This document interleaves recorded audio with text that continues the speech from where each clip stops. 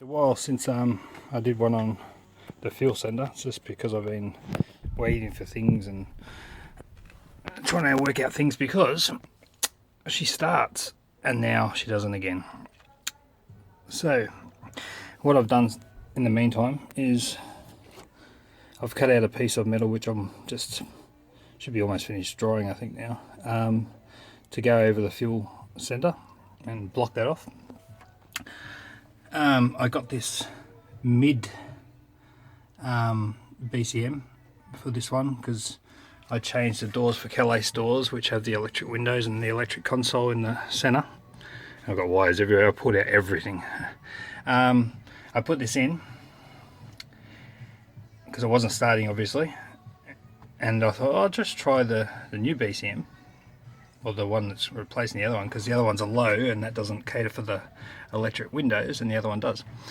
And when I first put this in, it started probably 3 or 4 times perfectly. So yeah, that was very interesting. But a lot of people I've been talking to lately have been saying that it can be this module underneath the coils that I haven't replaced. I will be at my wit's ends after this.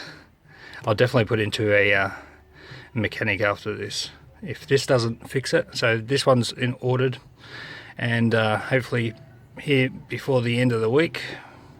I forgot the date today, but we are in January 2021. So so this is the panel I made up. This came off a XG4 door from one of my old D.I.Ys. That the door's stuffed on the hinges and stuff, so I cut this off the actual door, and then this shapes where the power loom goes through, and I've rounded the edges and done several holes all the way through. So that could be dry. 1 second. Yeah, that's dry now anyway, so bring that over. It's good. So this will go deep into that groove down there, and see that you got that power loom down there, and she will sit nice and flush and further over where the bolts line up, and pretty much sit there with the loom. So I'm going to put silicone all the way around the edges, so when this squashes in, should pretty much make it at least pretty safe from any sort of fuel fumes. And that should block off that panel, and then if ever the fuel pump goes for me, or if anyone ever owns this in the future, it will be 1,000 times easier for them to get to as well. So if you've got a BP, VR, VS ambulance with the pot on it, this is where your fuel sender is, behind this panel, which they didn't make really accessible to change your fuel pump. So that's this part of the video. So what I'm going to do now is I'm going to grab all the silicone those right around, put all the screws in it, and I'll be back to show you. Okay, the cover's done and all siliconed in. Keep all the petrol fumes, if any, from leaking out. I'm very happy with the result of that. And it covers up the wall very well. And this is what they should have had to replace your fuel pump. But what can you do? Only what you can do now. So yeah, that's very good. So that's done. Good news. Last night came my module. Good old Delphi OEM. It comes like this. There's a sticker that covers where your loom comes in, and it comes with 2 thermo grease packets, which go by the instructions underneath the actual module. By what it says,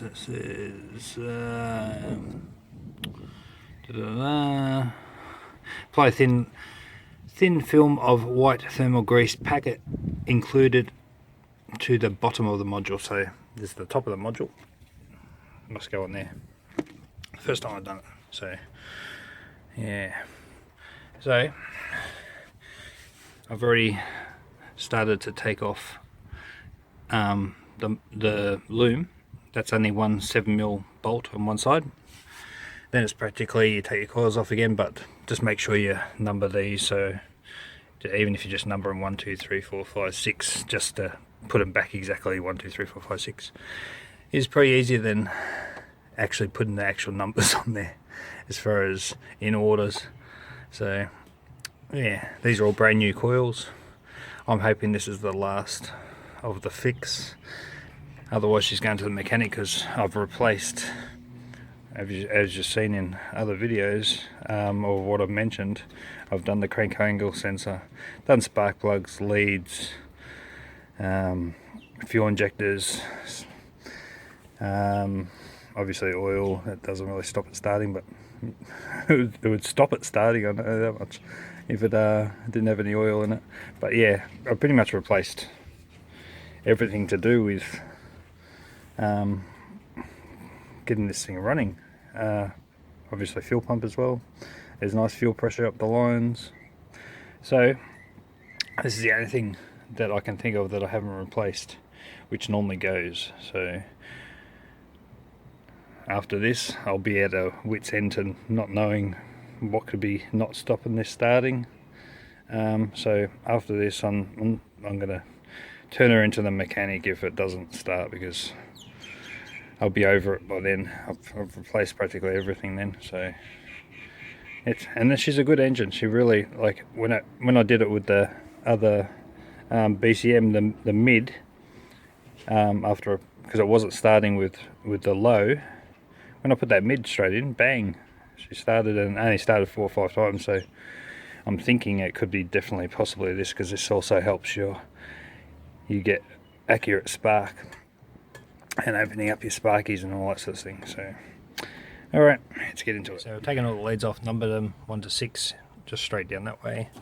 Take the coils off. That's a 7/32 or 7/32, whatever you want to call it. If you look there, 7/32.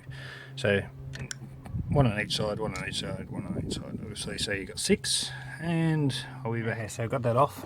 Anything extra I've just done is just remove that cover that comes off. It just clips off, and get the leads out the way.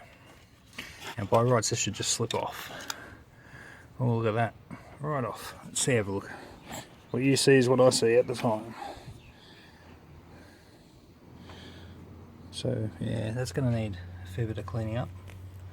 Clean that right up. And you can see where they sort of had that whitish paste on it. She's, yeah, looks like most likely the original one, I would say. All the pins, it looks a bit corroded on that where the bolt goes in, that's about it. Otherwise pins look pretty good. But yeah, so what I'll do now is I'll clean up that plate, and I'm hoping this was the main issue. Not that you want an issue or hope an issue happens, but hopefully this nullifies what's been going on with ratchet. So yeah, I'm going to clean that right up and make it look prim and proper. Let's see how we go. Okay, so I gave that a nice clean, looks great. So next I'm going to apply that thermo grease. Okay, that's the thermo grease applied.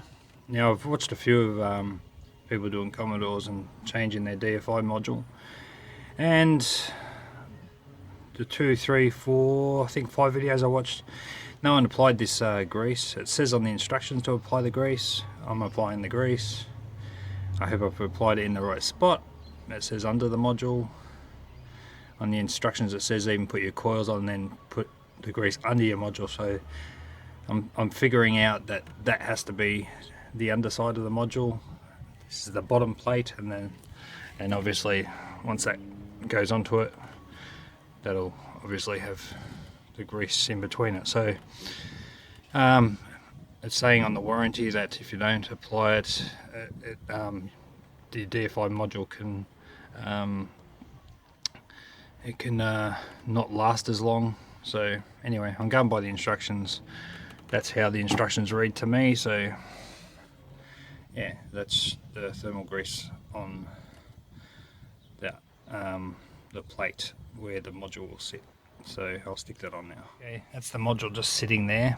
It's got one locator lug up the very top, so it's on the underseat. So that's where it sits, and then you can always just look for where your bolt holes will go. So next I'll put the coils on one by one, and then that'll obviously help lock down that module where it's supposed to sit. That on the side of the module, that plastic cover I just gave, it was a little bit faded, so I gave it a nice gloss black, and that also shows that when you look at the coils, it looks, you can see it's been done. So nice and black. I'll just let that dry, click that on, and then I'll put the coils on. Okay, so that's that cover I just painted and dried, and that sits underneath the coil, so you got to put that on first.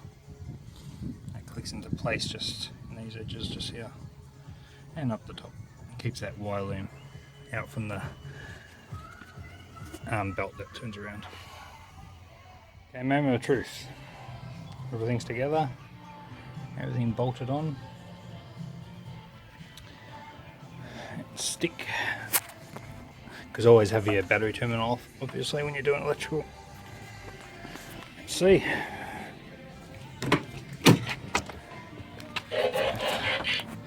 Got a ratchet sight alive. Let it prime. Prime it again.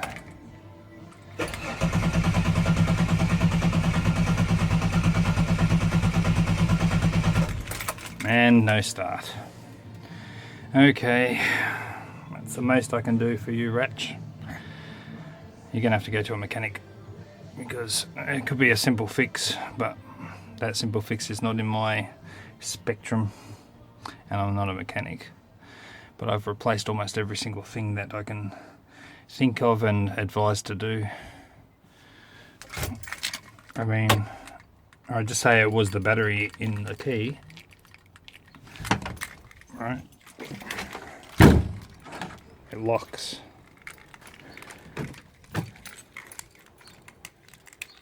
Open. That opens. Let's try again. And she's dead. It's very, very frustrating when you're spending money and money and money and money, and solution is still not there. Yeah, that is annoying. You put so much work into stuff and far out. Yeah, crank angle sensor, coils, D.I.Y module, spark plugs, fuel injectors, leads, fuel pump, fuel filter, oil filter, new belt. She's dead as a dog. Okay, that's the end for this one until I guess it goes to a mechanic or something happens. Okay, guess what? Fantabulous news. Last night when I was in bed, I was thinking, there has to be something electrical, right? I've replaced practically everything that normally fails on these engines. And I was thinking, it's either the fuel injectors or something, or it's still not getting proper pressure up of the fuel, because what I did is this morning is I tried start your bastard in there and it wouldn't start, and before it used to start. And I was thinking here, alright, I've been told by a few people that you can change your EFI and your horn and swap them over. Alright, I did that, didn't work. But look what's under the EFI. Start. I replaced this one, and guess what? You're already gonna know.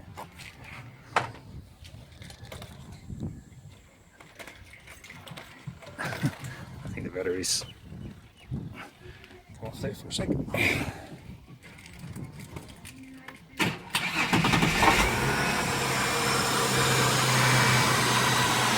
So the terminal was a little bit loose. Look how this girl runs. Smooth as. So, this one. And watch how quiet.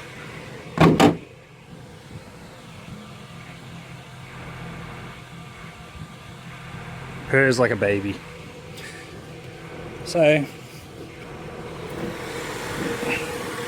she goes. She starts.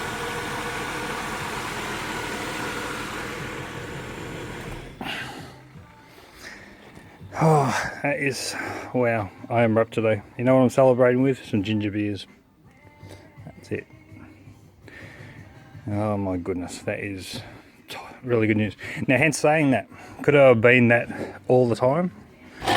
Possibly that was a big problem with it, but what I have replaced, I am very happy with, because they're all the main things that normally go with these cars. Crank angle sensor, coils, D.I.Y module, fuel injectors, fuel pump. So they're all replaced, they're all brand new. I know they should be good for a good amount of time now. Engine runs beautiful. So if you have a VS Commodore or something similar, check all the things I've checked. Start with this start relay, and then I would originally start with, obviously, check your fuel pump, of course. If it's priming, yeah, go from your start fuse, do your EFI and your horn swap over, go from there, and then if it still doesn't start, obviously I'd say more go your coils and D.I.Y module and BCM and all that sort of stuff. So, but start with the most smallest and basic of things, I think. But I've learnt through this, and it's a positive result. I was going to take it to the mechanic tomorrow. Now, no need. Excellent. Very good. This finishes that side of things.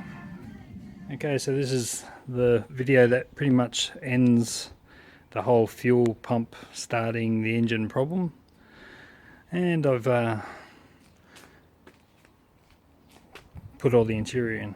Okay, so what it was, of course Ratchet talks with its beeping.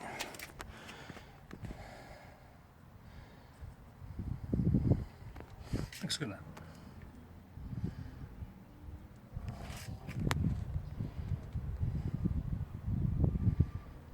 I mean, not fully interior. I've still got a window issue. That electric window on that side doesn't work, and my left-hand side window does work. So it might be something wrong with the I think it's called an actuator or whatever that drives the window up and down. Or it could be an earth or something. It could be a relay. How easy things stop working with those things. Yeah, I'll just go on the other side. 1 sec. Yeah, so this is from the driving side.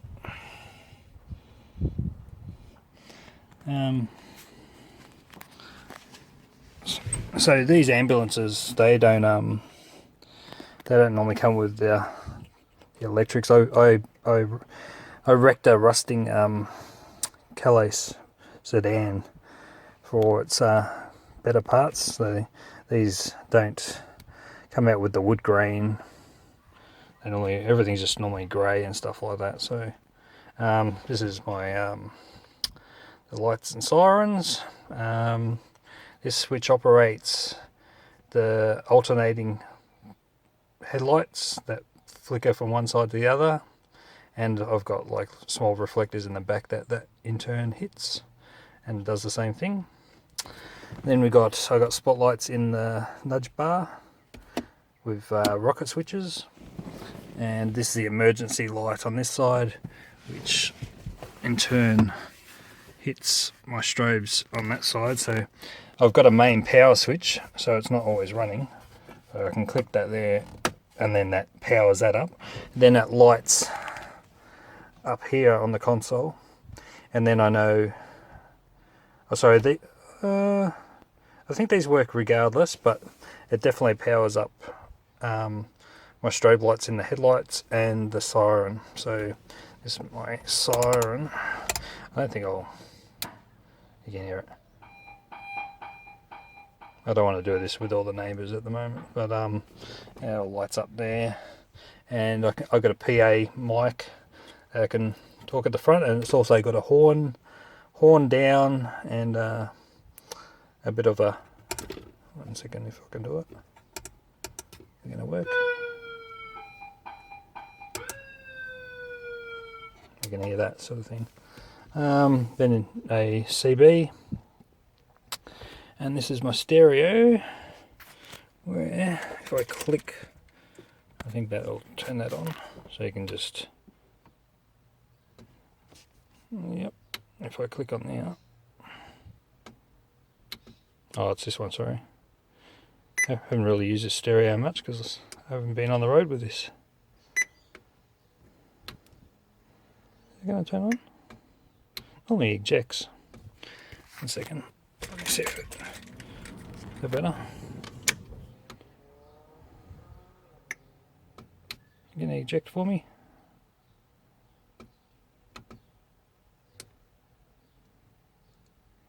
Only ejects. I don't know what's going on. Oh, there it goes. It was a bit of a delay fish. And this has GPS and stereo and USB and all that. Extended cords, USB, and I've got a Samsung charging port. And you can tilt the screen up and down. Hold it in, it should go back in, I think. And it's got like little car gauges that I wanted to have in there. But yeah, and then look, easy. The rev counter's a little bit funny for at the moment. It's, I don't know if there's a problem with it, but it comes on sometimes, it doesn't come on, so probably got to have a look at that in the future. But yeah, it starts well, keeps perfect temperature, 67,000 kilometers. Yeah, so this LED shows me when I activate the sirens and my alternating headlights. Pretty good.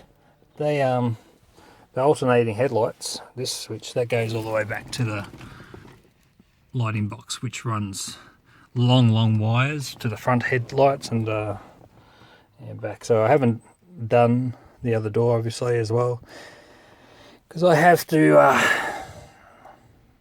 think that doesn't lock, but the window works, and it's opposite on this one, so the door locks and the window doesn't go up, so it's a bit of a funny one. And then yeah, once I sort that out, then I can put the door cards on and put its door parts in and stuff like that. So yeah. Oh, I was going to show you the strobes. 1 second, I forgot. So the emergency strobes are, so they're the dash strobes. I've pretty much kept it like the old school ambulances, because they used to be all in ambulances. They used to be just running red lights at one stage, and then a lot of people weren't really taking a lot of notice of ambulances versus police cars, because police cars used to be all just blue. They used to have only blue lights on the top, and ambulances were pure red, and a lot of people weren't taking notices of ambulances and fire engines. So they I don't know if a lot of people know that, but that's when they switched to the red and blue. So all emergency vehicles had red and blue, so from afar you didn't know exactly what was coming behind you. People just moved out the way. So yeah, that's why they changed that. So this ambulance pretty much just has everything red. So my beacon lights at the top, they're all red as well. I could have had them red and blue, or blue and red. As far as, I meant red and blue as far as in the actual one beacon light, you can get two lights in the actual one beacon light. Or you could have like full blue and full red up the top, but I went for the old red ones. But yeah, I'm happy you got all the interior in today. And yeah, this pretty much sums up the starting issue with what this ambulance had. So Ugh. She looks great. Nice clean engine bay. So thanks for watching on that. Cheers.